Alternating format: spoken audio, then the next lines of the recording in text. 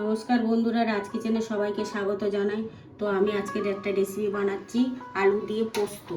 তো পোস্তটা নিয়ে নিয়েছি, একটু সবাই তো ঝিঙে দিয়ে বানান, আজকের আমি একটু ডাঁটা দিয়ে বানাচ্ছি। তো দেখতে থাকুন। মশলাটা হচ্ছে 5 ফোঁটন, কাঁচা লঙ্কা, পোস্ত বাটা। কড়াটা জ্বালিয়ে দিলাম। তো বন্ধুরা, কড়াটা গরম হয়ে গেছে। তেলটা পরিমাণ মতো দিয়ে দিচ্ছি, যার যতটা লাগবে সেই পরিমাণে দিয়ে দেবেন। আমি এতটা পরিমাণে দিলাম। তেলটা গরম হয়ে গেছে। তো এবারে 5 ফোঁটনটা দিয়ে দিচ্ছি। 5 ফোঁটনটা গরম হচ্ছে, একটু লাল লাল হবে। বন্ধুরা, আলুটা দিয়ে দিচ্ছি।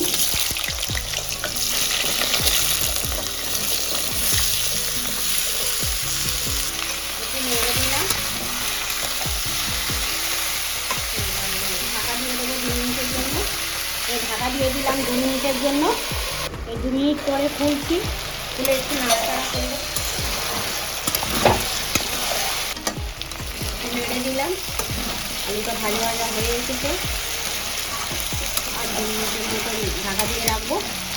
আর 2 মিনিটের মতো ঢাকা দিয়ে রাখবো। আর একটু ভাজা ভাজা হবে। ঢাকা দিলাম 2 মিনিট। এই 2 মিনিট পরে খুললাম, খুলে একটু নেড়ে দেবো।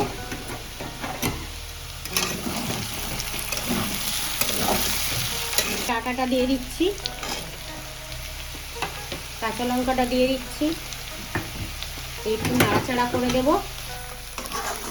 একটু নাড়াচাড়া করে দিলাম।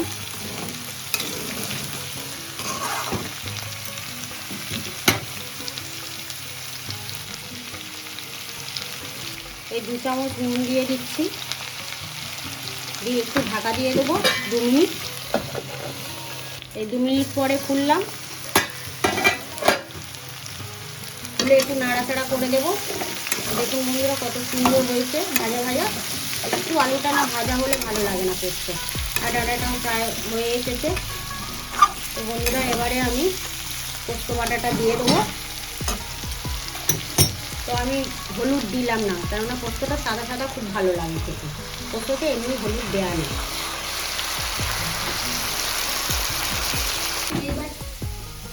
এবার একটু জল দিয়ে দিলাম, আলুটা সিদ্ধ হবে। তো পরিমাণ মতন জল দেবেন, বেশি এটা ঘাটা ঘাটা হবে না, একটু রসা রসা থাকবে। এই পরিমাণে জলটা দিয়ে দিলাম। এবারে 2 মিনিটের জন্য ঢাকা দিয়ে রাখবো। এই 2 মিনিট পরে খুললাম। বন্ধুরা দেখুন, পোস্তটা হয়ে এসেছে। তো একটু নেড়ে দেবো। আর একটু বাকি আছে, আলুটা একটু সিদ্ধ হতে বাকি আছে, হয়ে এসেছে।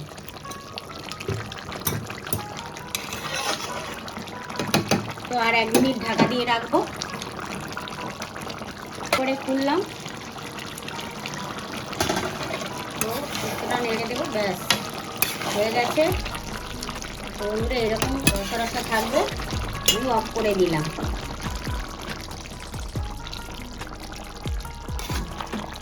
দেখুন বন্ধুরা, এবার নামিয়ে নেব।